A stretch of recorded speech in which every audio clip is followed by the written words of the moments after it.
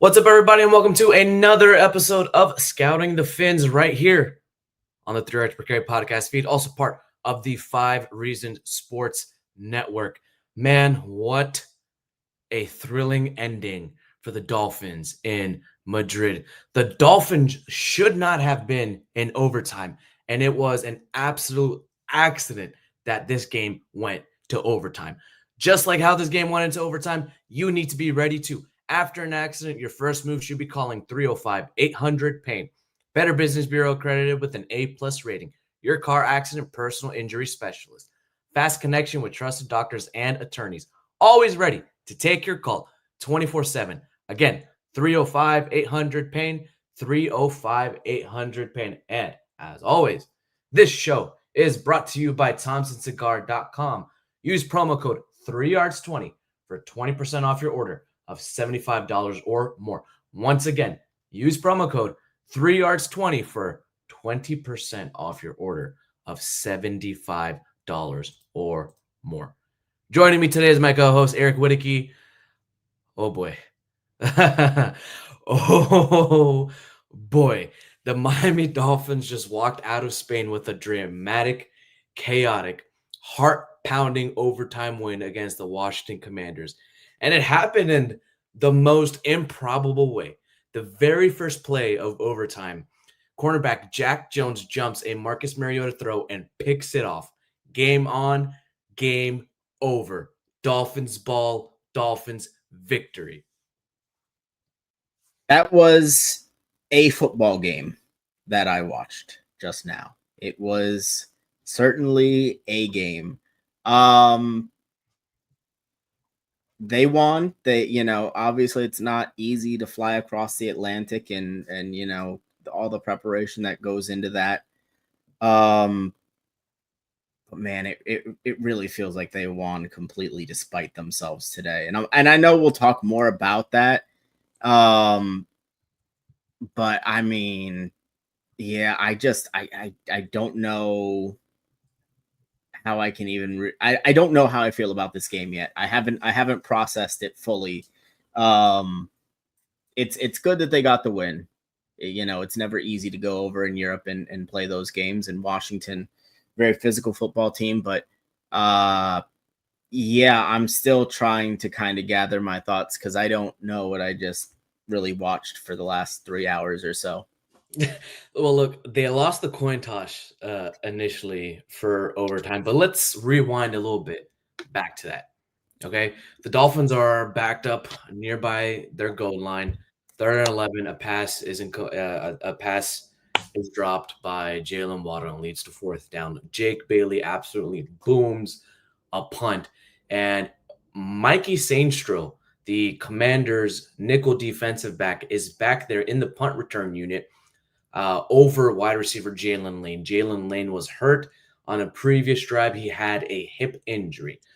So Mikey Sanistro muffs the punt, and the Dolphins special teams coverage unit is coming straight down, just flying down the field, and Ethan Bonner captures the football. The Dolphins have the ball with 4 minutes and 18 seconds left nearby midfield. And what does Miami do? They lean on the run game. They lean on Devon Achane. They continuously pound the rock with 6 offensive linemen, and they get there. But as always, this Dolphins team, they shoot themselves in the foot. Devon Achane takes another run, almost houses it, but steps out of bounds with 2 minutes and 24 seconds left in the game. If he had stayed in bounds and had eaten the tackle, it would have been 2 minutes right then and there. The Dolphins would have been able to drain the clock. The Commanders would have to use all their timeouts. Miami would have started off 1st and goal with a 2-minute warning right then and there. Pound the rock at least 3 times, make the Commanders use their timeouts and just drain the clock. They could have kicked the field goal and won. But no, that is not what happened. And I tweeted this out on X, and I'll go ahead and share it to everyone who doesn't necessarily follow me. But it was just a series of decision making that was just not perfectly executed. On 3rd and goal, you don't pound it with Ollie Gordon in a short yardage situation to get the touchdown. You already did it on 3rd and goal on the last touchdown drive. Not doing that leads to Devon Achane getting hurt, and now it's 4th and goal. Now you have to use Ollie Gordon. You have to pound the rock up the gut, up the middle, and the Commanders read it instinctively, and it's a turnover on downs. It's a turnover on downs. They didn't go for the field goal. They didn't go for the point. Yeah, I mean, you actually didn't have to go with Ollie Gordon on 4th down. You could have just kicked the field goal.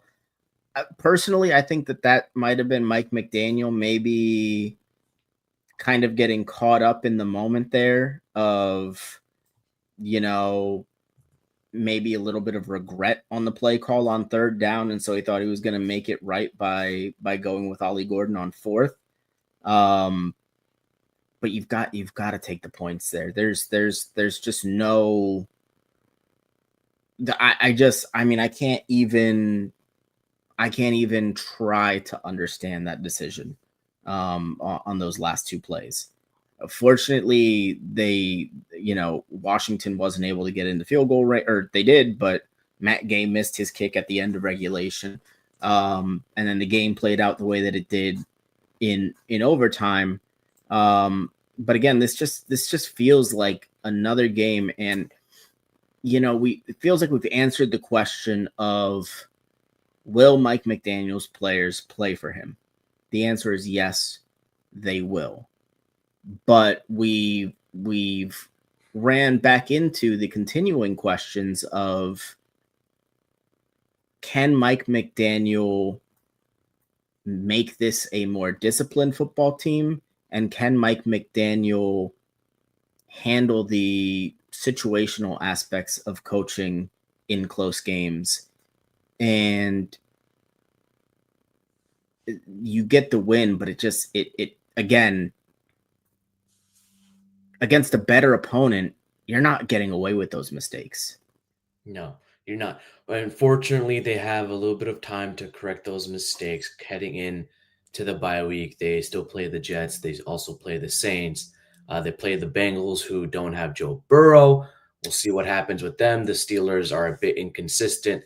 Then you have the Patriots as well. But now the Dolphins' defense has been already leaky throughout the game. They held up very well in the red zone. They held to only field goals. But again, Matt Gay missed two field goals, and the Dolphins got bailed out by that. They got bailed out by that. Again, midfield as to why the Dolphins went into OT. Now look, going into OT, Tua says, we're going to get the ball second. We're going to get the ball second. Just say we're going to kick it, Tua. No need to make it hard. No need to make it complicated. Okay, and they won the coin toss. Okay, they won the coin toss, and ultimately it worked. Like, after the way this game was flowing, I mean, Washington was moving the football, and they had weathered away this Dolphins defensive physicality. Like, there was real concern, because guess what? We talked about the 6 offensive lineman usage for Miami. We also talked about the 6 offensive lineman usage for the Washington Commanders, and the Commanders are much better than that at running the football with 6 offensive linemen and passing the football than Miami. And Anthony Weaver did not match the personnel with that multiple times. There was at least 11 plays, by my count, that Washington had 6 offensive linemen, and they were successful on most of them. But look, we head into overtime, okay? Marcus Mariota opens overtime with a play-action quick hitter, something that the Commanders had leaned on all game from their heavy set from 6 offensive linemen. But Jack Jones read the route combination perfectly. Just, of all people, Jack freaking Jones. That's, an interception for Jack Jones, who had a lot of boneheaded plays, a lot of miscues and mistakes and penalties.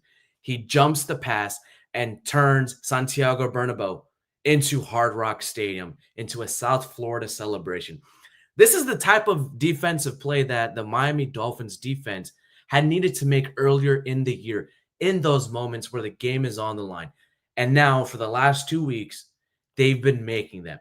Not by accident, not by luck, maybe by putting players in correct positions, what Anthony Weaver has to do but also the players actually executing the plays.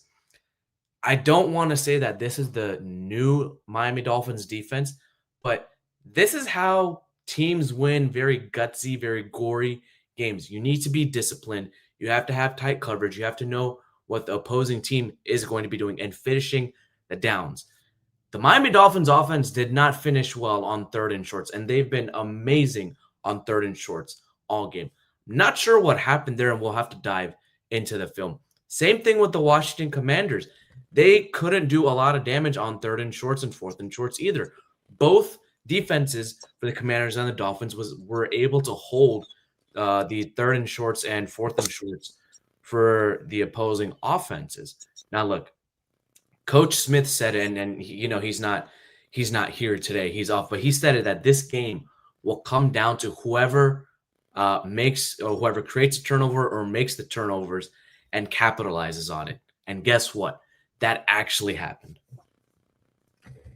Yeah, I mean, ultimately it was Washington kind of making the crucial mistakes at the end of the game between the muff punt and the interception there in overtime.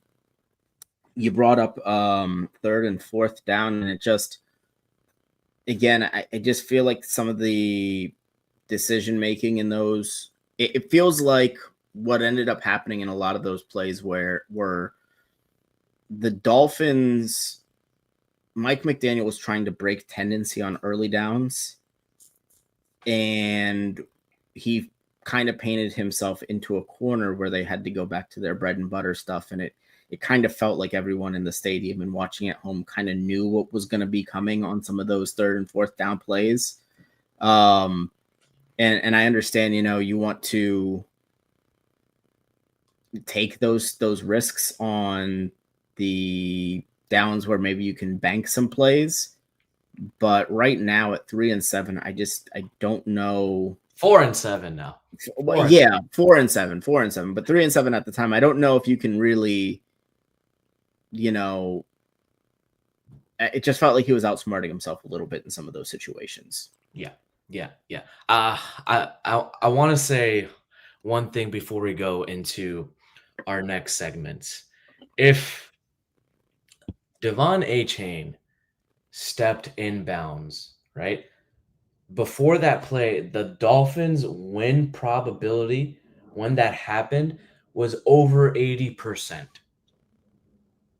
When he didn't do that and when he got hurt on the third and goal, the Dolphins' win probability went to 50%. And then right after that, when they did not convert on fourth down, Washington's win probability jumped up to 55%. So they really, really screwed the pooch on their Mike McDaniel and the Dolphins offensive unit. Really, really screwed the pooch in terms of win probability right there. Yeah, and I also on third down, number one, obviously we talked about it. I would just go, I would have repeated what you did on the last drive from the 1 yard line that had success. Maybe it wouldn't have worked. There's no guarantee it would have. And then secondly, it felt like they were getting a lot more push when they were running behind Jonas Avenaya and Patrick Paul. And then the decision to run that behind Cole Strange was strange to me, actually. No pun intended. Well, pun intended, yes. At the end of the day, though, you get the win. You kind of escape. Or you do escape. You don't kind of escape. You get the win. It counts as the same as any other win. But there are certainly things from a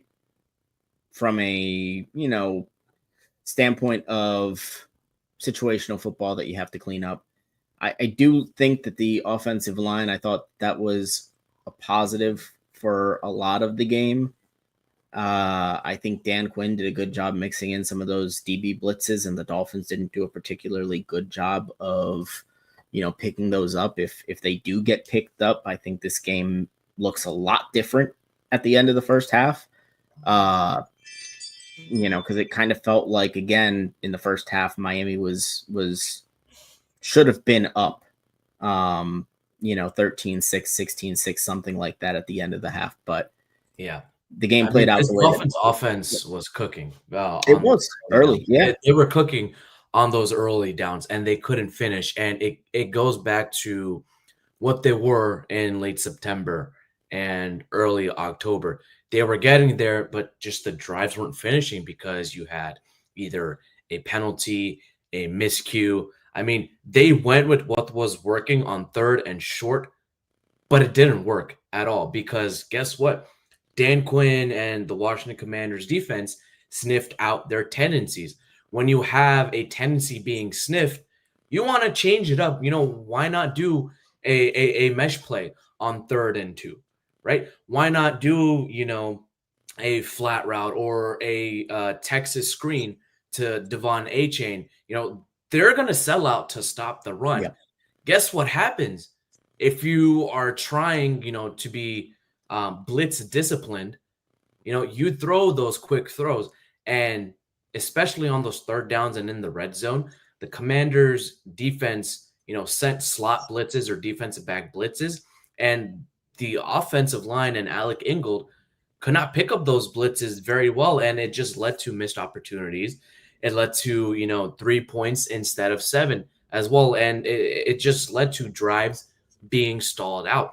We know this Dolphins defense does not do well with defensive back blitzes, but if you go back to the tendencies, Washington is middle of the pack in sending defensive back blitzes, but they have around a 15th or 16th success. They're ranked 15th or 16th in terms of defensive back success rate. So not good, not bad, but that's something you should also scout for. That's something you should take note of.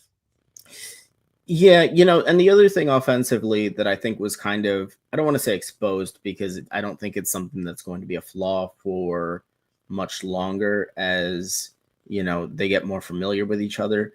But you definitely saw a lack of early chemistry between Tua and Greg Dulcich today. Some of those throws, it just looked like Tua was expecting Dulcich to either be looking over his other shoulder or continue the route more upfield. I think that's something that's going to end up inevitably getting sorted out. Jalen Waddle, I can't really explain what happened to him today. That drop that on third down there was, I mean, absolutely heartbreaking. The ball gets dropped at the end of regulation. Not to say that I think they would have gotten themselves in the field goal range there, but again, it's just another crucial drop. And, this kind of felt like a game where, at least to me, he was primed to go off and really have a big game. And it looked like in the first half, he might have been heading for it, but I'm just weird things happening all around in that game. Yeah. The defense, I think the turnaround is trending upward, but it wasn't good very early on, right? I mean, they got ran all over by Chris Rodriguez, almost about 8 yards per carry. Give it up on that. But guess what? Situationally, they got the job done on late downs. They did not allow a lot of touchdowns. They only settled for field goal points. And they were also helped by Matt Gay, just missing 2 kicks. Yep. I think the big thing out of this defense is Juju Brents going down. You had to have Ethan Bonner in the game. Jason Marshall Jr. made some timely plays. He had some timely tackles. The big one, though, was Minkah Fitzpatrick getting his ankles taken towards the end of the half. That was just a bust. That was just a blow in coverage. But well, I'll ask you this, and this is coming from our own Lewis Sung. Mike McDaniel continues to give him emotional damage. A win is a win, but do you think he deserves to keep his job if they go on a run like this? Like this, no. If they play this game, continually down the stretch, I don't really see if I don't see that they would be able to do so, at least not in my estimation. The other issue that I have with what's kind of happening there with McDaniel is, again, it's the same mistakes repeating, right? If you play this game down the stretch 4 or 5 straight times and you win by the skin of your teeth, and it's kind of despite the head coach, and don't get me wrong, they did win kind of despite the head coach today. And to be really fair to Mike McDaniel, I thought the offensive game plan was decent. I thought he was, in general, sticking with the run game. I like the inclusion of a lot more Ollie Gordon. We saw more of him today. Devon Achane, again, continues to get a lot of work. I was very concerned for him at the end of the ball game, kind of getting just broken in half by two Washington defensive linemen. But the short answer there is no, he would not deserve to keep his job, in my estimation, if they win like this. Now, if they go on a run and it's because they suddenly start to look like a well-oiled machine and they're disciplined and they're executing in these crucial moments, that's a whole different conversation. But if it's going to look like this, then I think the answer is no. Yeah, the big thing was the late down execution because early downs Miami was great, but they had a negative 0.92 EPA per play on third and fourth down. Late rushes was negative 1.34, less than 30% success rate as well. It was just you can say it was bad play calling, bad execution, but there are certain things that can be done to mitigate those issues. Um, but we have to talk about this Dolphins offensive transformation. Okay. This wasn't a 400-yard fireworks show performance that we're used to. This was a heavy set personnel Dolphins team that was running the football, an identity they built since week 7. Daniel Brunskill as a sixth offensive lineman, condensed formation, using motions more so for leverage instead of misdirection. Just the commitment to running the football, even when the defense expects it. Not so much on the late downs because I feel like the Commanders' defensive line played their gap soundly, but on early downs they really got the chains moving. Now look, this is not a trend. I feel like this is more so of a knuckleball and a changeup where they're still executing well. They're being very successful, and it's mattering a lot. Because guess what? We saw Daniel Brunskill at least have 16 to 17 snaps by my count. We had Greg Dulcich have snaps. We had Hayden Rucci have snaps. We had Julian Hill also have snaps as well. So they are going very heavy into 12, 13, 6 offensive linemen. And I finally have this advanced statistics pulled up. The Miami Dolphins ran 17 plays with Daniel Brunskill there. Okay. Obviously, the NFL games have just started. It's 1 p.m. So we only have the Commanders, the Dolphins, the Patriots, and the Jets data so far. 17 plays with 6 offensive linemen is a lot. They were getting 7.3 yards per attempt, 6.3 yards per play. They rushed 11 times out of those 17, and they had the best success rate out of those 4 teams so far, 63.6%. However, they had a negative EPA per rush on it. Why? Because of the execution on late downs, either due to miscues, blown assignments, or the Commanders' defensive line playing really, really good, gap discipline. When passing the ball, EPA per dropback, 0.29. Tua did really, really well. And look, the data just changed. 22 plays with Daniel Brunskill in there. 22 plays with 6 offensive linemen instead of 17. The Dolphins had a 50% rush success rate. So 50% of the time, they did well. 50% of the time, they didn't get what they need. And on first downs, to get first downs when they ran the ball, they got it almost 44% of the time. So again, successful.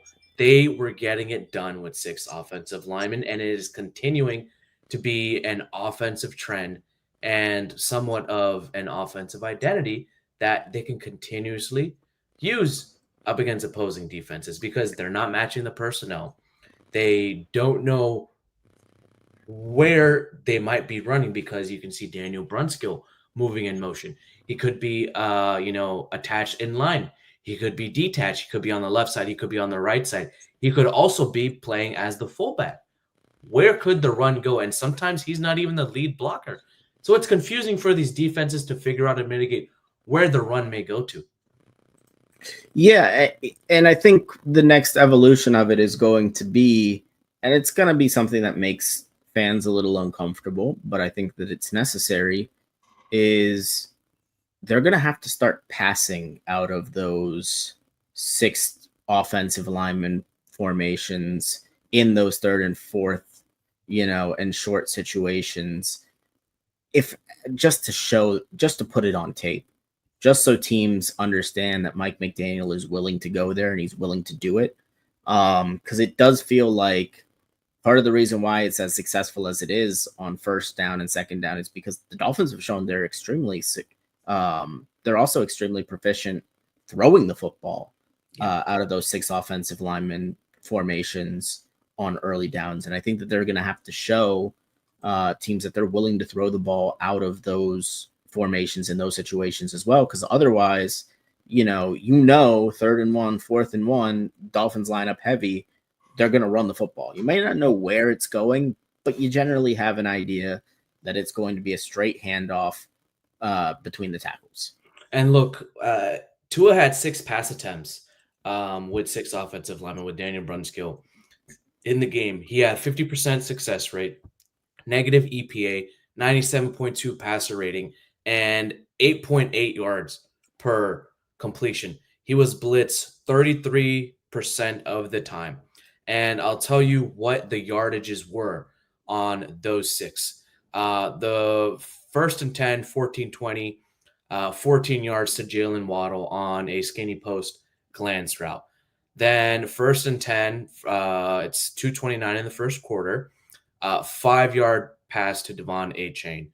Then starting the second quarter, 2 yards to Devon Achane. Then 14 yards to Julian Hill at the 10-minute 35 mark to Julian Hill. That went for 14 yards. Then the arm punt on 1st and down in the 3rd quarter around the 2-minute 50 mark.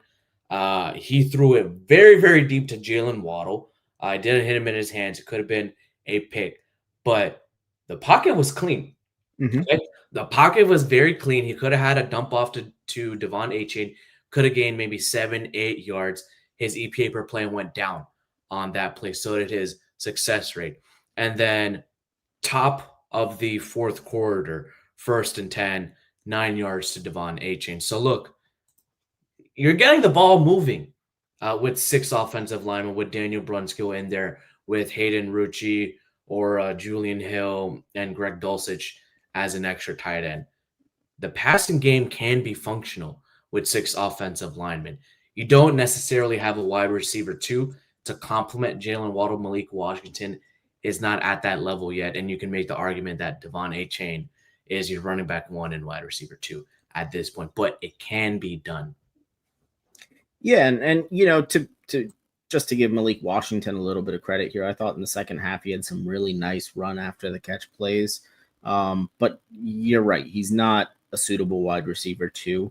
I do think, again, as that chemistry with a guy like Greg Dulcich grows, I think he's going to become a bigger part of the passing game, and I think that's necessary for this team to continue to grow and make that next evolution offensively. But again, I mean, you mentioned it right there. Correct me if I'm wrong, but it sounds like a majority of those pass plays came on 1st and 2nd down. Yep, they did. And so again, that's something that, and maybe because I know NFL coaches think like this, and I know maybe that's something to set up future opponents down the road for, hey, I'm going to zig when you think I'm going to zag. But at the same time, it kind of feels like if you're Mike McDaniel and you are holding things back, that's kind of a dangerous game to play, against the capable Commanders defense. But I think that there are things to build off of with that set. And I think that that's something that's only going to become a bigger part of the offense as we go along. And hopefully, this wasn't a flash in the pan kind of performance for Ollie Gordon, because I still don't love the idea of Devon Achane getting 20 plus carries every single week. It just doesn't feel sustainable with his frame. Yeah, it doesn't at all. But look, he's also the engine of this Dolphins offense. If he gets hurt, what is this offense going to do? I mean, without Devon Achane, his explosiveness is unmatched. Like he got almost 3 yards per carry after contact. Okay, almost 3 yards per carry after contact is a offensive line blocking well at the second level, and Achane using his vision and his slipperiness to gain more yards after those contacts. They really need to be careful on his usage. I mean, he's been fantastic, but get Ollie Gordon involved. You have Jalen Wright for a reason. Jalen Wright had one snap on offense, just one snap, and he had a successful run. That's it. Let's try to get these running backs involved a little bit more.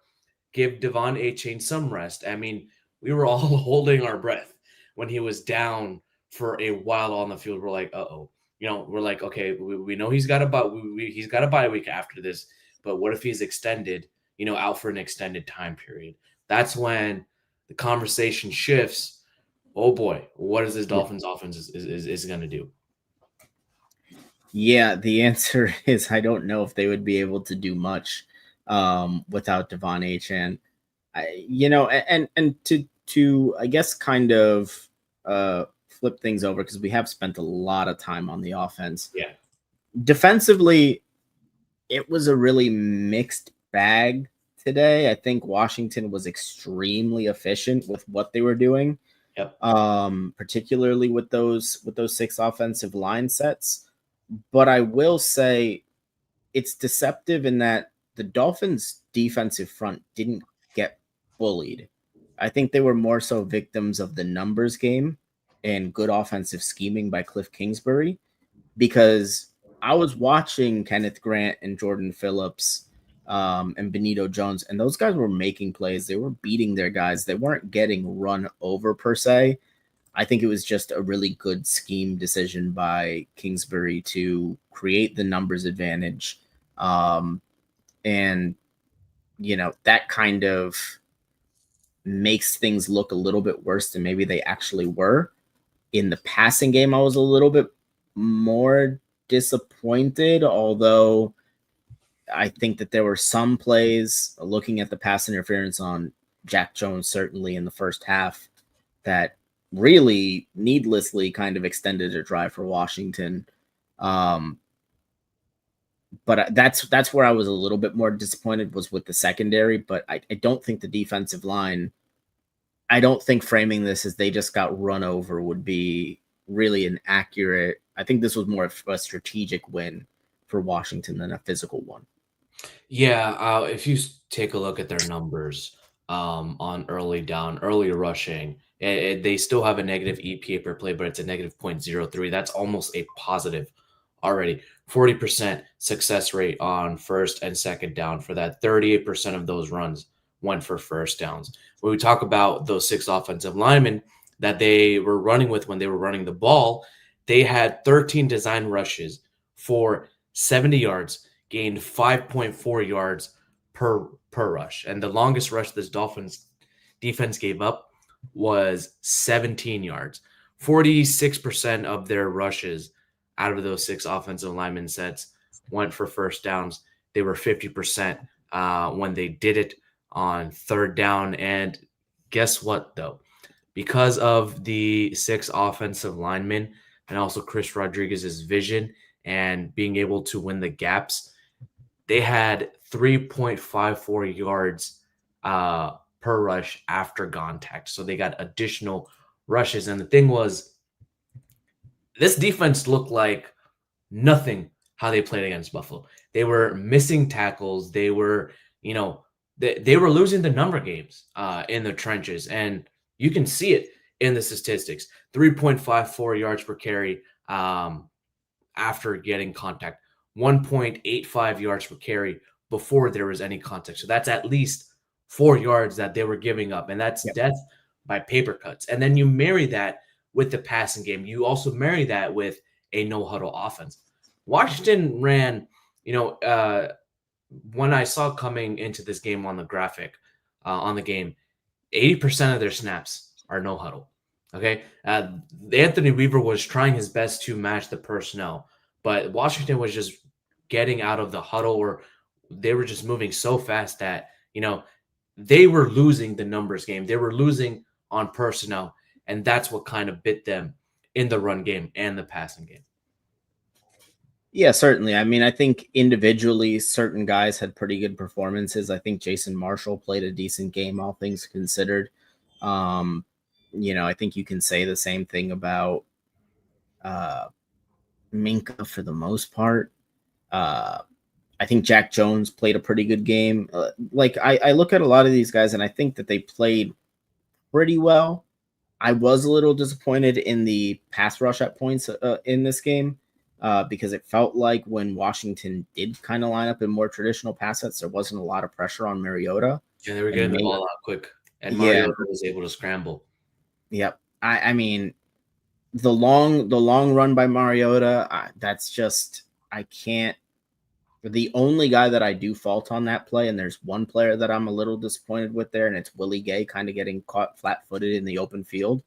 But aside from that, that was just, Miami designed pressure to come from the left side almost exclusively, completely vacated the right side, created a hole. Really, I mean, what are you going to do there? That was a scheme thing. I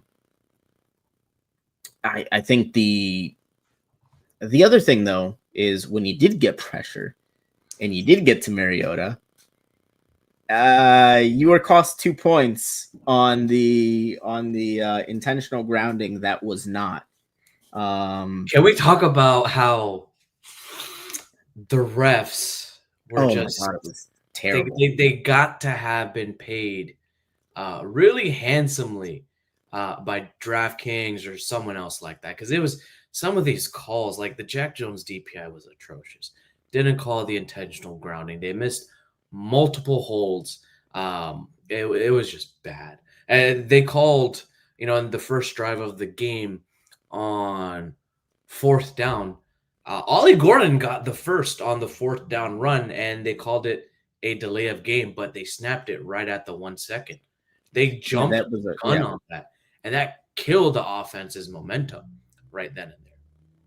And then it's at the end of the third quarter, I feel like usually, even though it's at the gun, I feel like they'll usually give you that offsides call. I mean, don't get me wrong. Like, I've seen that exact scenario play out, and they'll give you the 5 yards. Yeah. Not there. Really, it was not pretty for the fans in Madrid. I'll say it wasn't the best display of football in Madrid, and of course, obviously, under the lights of Santiago Bernabeu. The Miami Dolphins proved that they are playing really, really hard for Mike McDaniel and the rest of the coaches, and prove that they can win ugly. They can win physical. They can win in overtime. And they can win when the offense can't score points and the defense can do some damage. Jack Jones delivered the moment. Devon Achane and the offensive line delivered the dagger, and the Miami Dolphins delivered a message. This has been Scouting the Fin. Stick with us here on the 3 Yards Per Carry podcast feed, also part of the 5 Reasons Sports Network. I'm your host, Hussam Patel, my co-host, Eric Whitticky. Go Fins, baby.